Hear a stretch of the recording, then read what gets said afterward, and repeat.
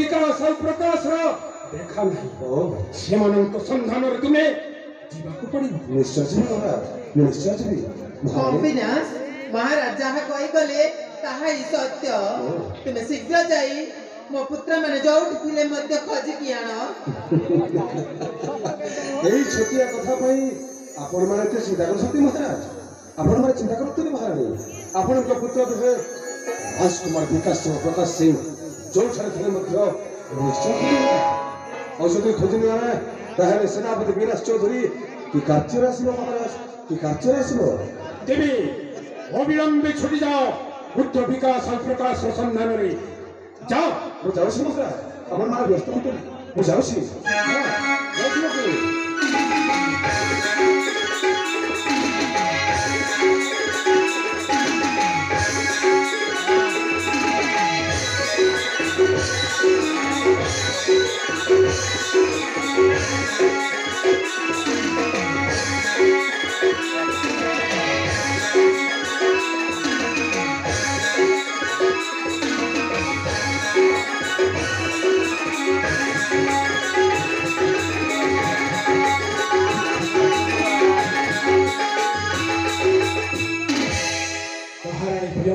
स्वामी हमें ये ठीक थाई पुत्र को हमें अपेक्षा कर असंभव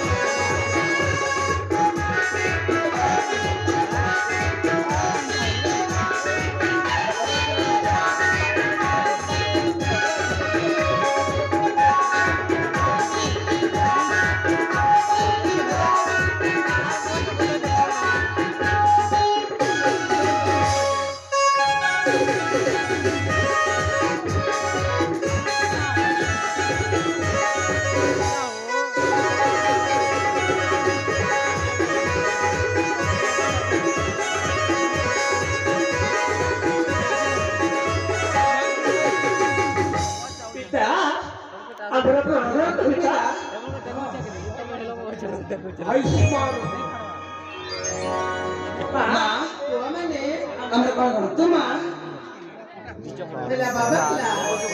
भगवान तमर मंगल करंतु हाँ माँ हाँ हमको खोजुଥିଲେ हाँ रे कौन पाइमा ए विकास हाँ माँ एते बेले पर्यंत कोठी सिलु रे धन ए माँ वो एते बेले पर्यंत कोठी बेले सुनिबो ना माँ जानिछु ना माँ मो आमार जो प्रसन्न भ्रमण करथिली माँ हाँ माँ तापरे ना गुरुदेवଙ୍କ କଥା ମନେ ପଡ଼ିବାରୁ ତାକୁ ଟିକେ ମୁଁ ସାକ୍ଷାତ କରିବା ପାଇଁ ଯାଇଥିଲି तू सत कहूछु ହଁ ମାଁ ସେଥିପାଇଁ ପରା ମୋର ଟିକେ ଆସିବା ଡେରି ହେଇଗଲା हाँ हाँ ए प्रकार माँ तू एते बेले पर्यंत कोठी सिलु रे धन କହିବି ମାଁ ମାଁ ମୁଁ ଆମର ଯୋଜନା ସବୁ ସୁଦର୍ଶନ କରିବାକୁ ଯାଇଥିଲି ସେଠିକା ଦୃଶ୍ୟରାଜି ମୁଁ ମାନସ ପଡ଼ିଲେ ଅବଶ୍ୟ ମୋର ରହିବ ମାଁ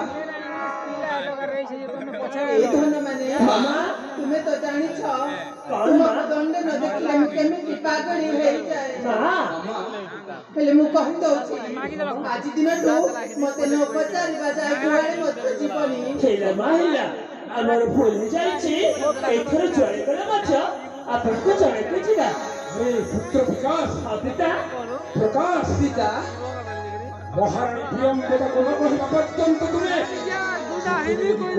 ଠିକ ଅଛି ପିଲା ଏଥର ଚଳେ ଗଲେ ମଧ୍ୟ ଆମେ ବାହାକୁ ଚଳେକୁ ଯିବା ନା କଣ କହୁଛୁ ଭାଇ ଭାଇ ଠିକ ଅଛି ଭାଇ ए विकास जानी छ କଣ ମା मु तो ते 10 मास 10 दिन गर्भरे जन्म ले ମା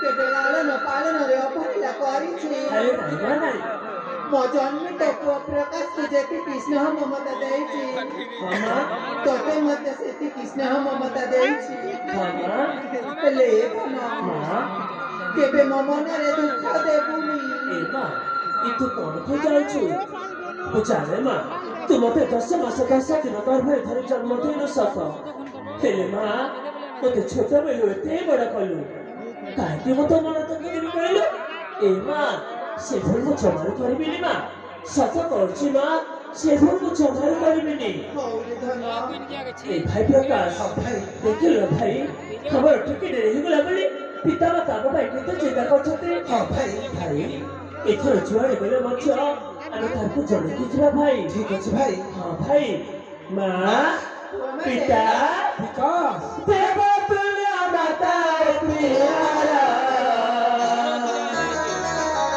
ଦେବତୁଲ୍ୟ ମାତା ପ୍ରିୟାର ପ୍ରଣାମ ଦେନା ଭର ଦେବତୁଲ୍ୟ ମାତା ପ୍ରିୟାର ଦେବତୁଲ୍ୟ ମାତା ପ୍ରିୟାର ପ୍ରଣାମ ଦେନା ଭର ପ୍ରଣାମ ଦେନା ଭର ଆମେ ଦୁଇ ଭାଇ ଆସିଅଛୁ ଭାଇ ଆମେ ଦୁଇ ଭାଇ ଆସିଅଛୁ ଭାଇ ଧରିବାକୁ ଭକ୍ତି କରେ ଶ୍ରୀପାଳ ଦେବତୁଲ୍ୟ ମାତା ପ୍ରିୟାର ଦେବତୁଲ୍ୟ ମାତା ପ୍ରିୟାର ପ୍ରଣାମ ଦେନା ଭର ପ୍ରଣାମ ଦେନା ଭର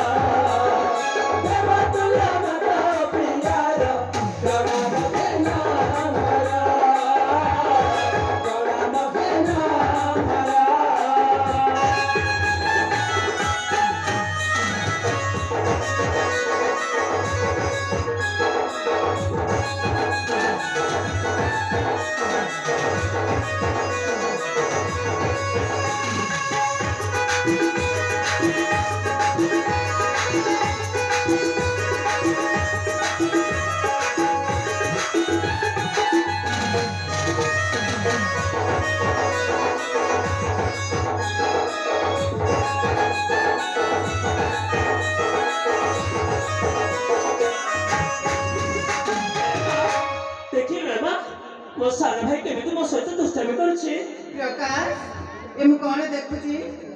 ନାଇଁ ମା ମୁଁ ଦୁଷ୍ଟାମି କରୁନି ମୋ ବଡ ଭାଇ ମିଛ କହୁଛି ମା ମୁଁ କେବେ ମିଛ କହିଛି? ହଁ ଆଜି ମୁଁ ମିଛ କହିବି? ହଁ ଭାଇ ତୁ ମିଛ କହୁଛୁ ଏ ମା ଆରେ ଆରେ ଆରେ ଦେଖୁନ ସେ ମତେ ମିଛ କହୁଛି। ତୁ ଚୁପ କରେ। ହଁ ମା। ପ୍ରକାଶ ମା। ମୁଁ ଦେଖୁଛି ତୁ ଯେତେ ଯେତେ ବଡ ହେଇଯାଉଛୁ ତୋ ଦୁଷ୍ଟାମିଟା ସେତେ ସେତେ ବଢି ଯାଉଛି। ନାଇଁ ମା ମୁଁ ମୋଟେ ବି ଦୁଷ୍ଟାମି କରୁନି ଏ ଭାଇ ଦୁଷ୍ଟାମି କରୁନୁ? ହଁ ଏ ଧନ ମା ତୁ ତ ବଡ ପିଲା ହଁ ମା। ସେ ତ ସାନ ପିଲା ହଁ ମା। ସେ କିଛି ଦୁଷ୍ଟାମି କଲା ବୋଲି କଣ ମନରେ ଧରିଲୁ? ନାଇଁ ମା ସେ ପୁରା ମୋ ସାନ ଭାଇ ସେ ପୁରା ମୋ ଗେଲା ଭାଇ ଏ ମା ହଁ। ସେ ପୁରା ମୋ ଲକ୍ଷ୍ମଣ ପରି ସାନ ଭାଇ ତାର ଦୁଷ୍ଟାମିକୁ ମୁଁ ମନରେ ଧରିବି ନା ମା ସେଭଳି ମୁଁ ଜମାରୁ କରିବିନି। ପ୍ରକାଶ ମା ଆରେ ଦେଖିଲି ତ ତୋ ବଡ ଭାଇକୁ ତୋ ବଡ ଭାଇ ସହିତ ଏମିତି ଦୁଷ୍ଟାମି କେବେ ମଧ୍ୟ ଠିକ ଅଛି କରିବୁନି। ମା ତା ସହିତ କେବେ ବି ଦୁଷ୍ଟାମି କରିବିନି ଏ ଧନ ମା।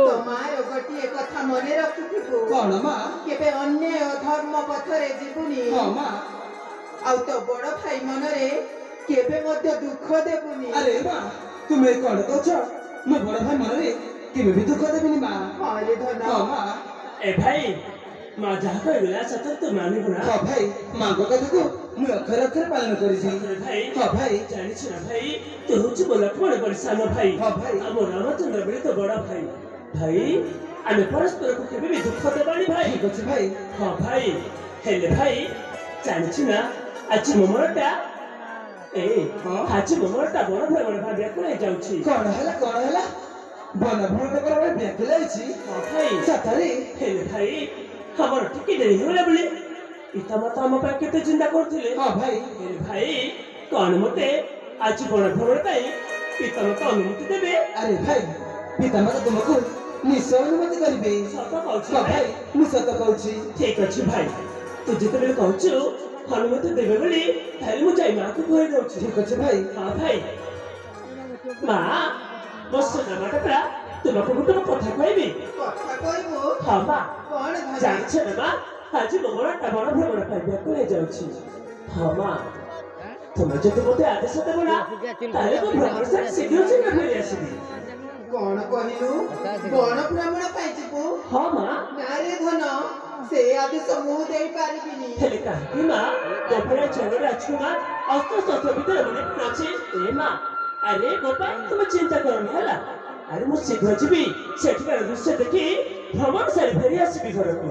କେମିତି ଚିନ୍ତା ନ କରିବି ମୁଁ ପରା ତୋ ମା ସେ ଆଦେଶ ମୁଁ ଦେଇପାରିବିନି। ତାହେଲେ ଦେଇପାରିବନି ଠିକ ଅଛି ତୁମେ ସିନା ମତେ ମନା କରିଦଉଛ ହେଲେ ମୋ ପିତା ଦେଖିବ ମା ମତେ ନିଶ୍ଚୟ ବଣକୁ ଯିବା ପାଇଁ ଅନୁମତି ଦେବି। ହଁ ମା ମୁଁ ଯାଇ ପିତାକୁ କହିନଉଛି ପିତା ମୁଁ କଣ କହୁଥିଲି ପିତା? ବିକାଶ ହଁ ପିତା କଣ ଆଜି ମୋ ମନଟା ବଣ ଭ୍ରମଣ ପାଇଁ ବ୍ୟାକୁଳ ହେଇଯାଉଛି। ଭଲ ଭ୍ରମଣ ହଁ ପିତା ଆପଣ ଯଦି ମତେ ଆଦେଶ ଦେବେ ନା ତାହେଲେ ମୁଁ ଭ୍ରମଣ ସାରି ଶୀଘ୍ର ଫେରି ଆସିବି। ବଣ ହିଂସ ଜନ୍ତୁ ମାନଙ୍କ କବଳରୁ ତୁ କଣ ରକ୍ଷା ପାଇପାରିବୁ? ହଁ ପିତା ମୁଁ ନିଜକୁ ନିଶ୍ଚୟ ରକ୍ଷା କରିପାରିବି କାହିଁକି ନା ମୁଁ ପୁରା ବଡ ହେଇଗଲିଣି ପିତା ମୁଁ ପୁରା ଜୟଗଡ଼ ରାଜକୁମାର। ଦେଖନ୍ତୁ ପିତା ଆପଣ ମୋଟେ ବି ଚିନ୍ତା କରନ୍ତୁନି ମୁଁ ଭ୍ରମଣ ସାରି ଶୀଘ୍ର ଫେରି ଆସିବି। ନାରୀ ପୁତ୍ର ସେଇ ଆଦେଶ ମୁଁ ଜମା ଦେଇପାରିବିନି ପିତା ଶେଷରେ ଆପଣ ମତେ ମନା କରିଦେଲେ ମା ମଧ୍ୟ ମତେ ବଣକୁ ଯିବା ପାଇଁ ମନା କରୁଛନ୍ତି ଆପଣ ମଧ୍ୟ ବଣକୁ ଯିବା ପାଇଁ ମନା କରୁଛନ୍ତି। ଆଜି ମୋ ମନଟା ଯେତେବେଳେ ବଣକୁ ଯିବା ପାଇଁ ହେଇଛି ନା ଆଜି ମୁଁ ନିଶ୍ଚୟ ଯିବି ଯଦି ମନ ଚାହେଁ ଏ ମା ସତ କହୁଛି ଆଜି ଯଦି ମୋ ବଣ ଭ୍ରମଣ ପାଇଁ ନ ଚାହେଁ ତାହେଲେ କଣ କରିବି ଜାଣିଛୁ? କଣ ଏ କରିବୁ? ମା ସତ କହୁଛି ମା ଆଜି କିଛି ବି ଅନ୍ନ ଜଳ ଖାଇବିନି କିଛି ବି ଖାଇବିନି